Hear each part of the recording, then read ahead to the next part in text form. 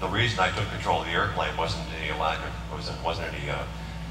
confidence in Jeff. It was actually that I knew that Jeff was new to the airplane only because he told me, not because of anything else. In fact, had he not told me that first day that he was new to the airplane, I wouldn't have known, because he was very skilled at everything he had done from the very beginning of the trip.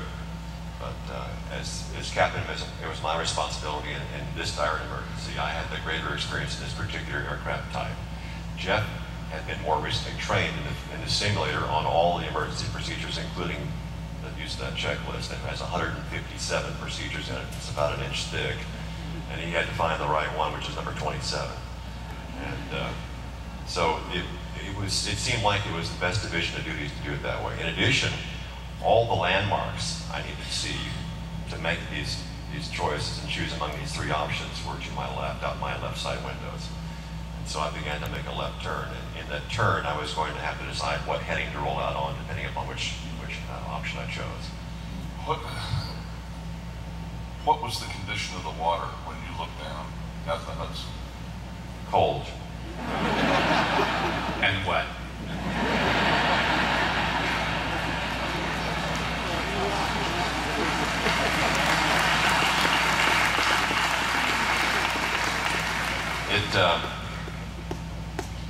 You know, the fact that it had cleared up was a big advantage for us, and even before this, I could see the river clearly.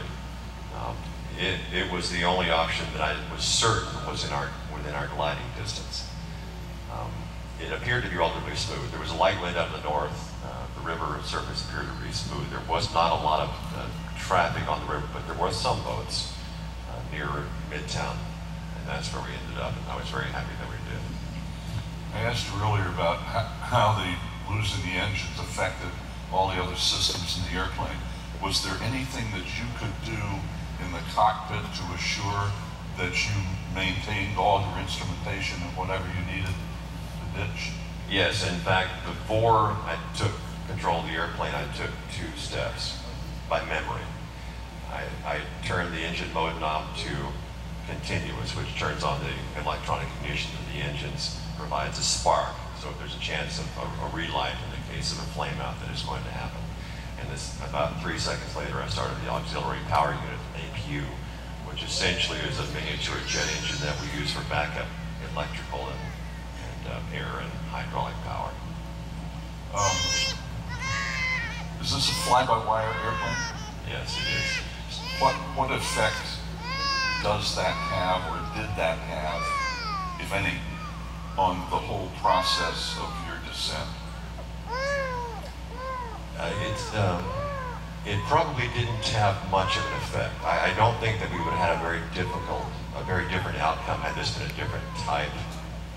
The 737, for example, which is a very similar physical configuration with the underslung engines under the wings.